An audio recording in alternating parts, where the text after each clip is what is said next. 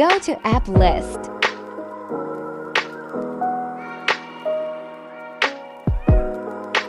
Settings. All settings menu. Network and Internet. Now mobile network. Access point names. New APN.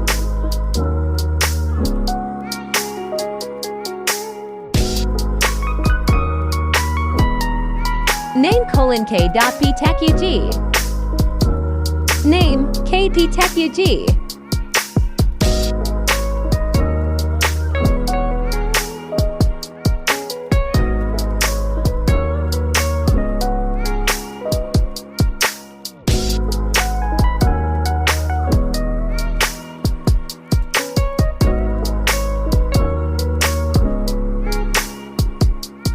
APN, Internet.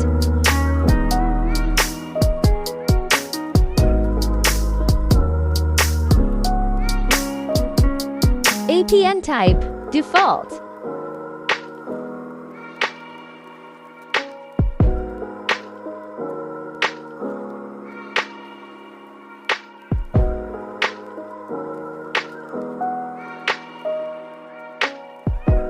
And finally save.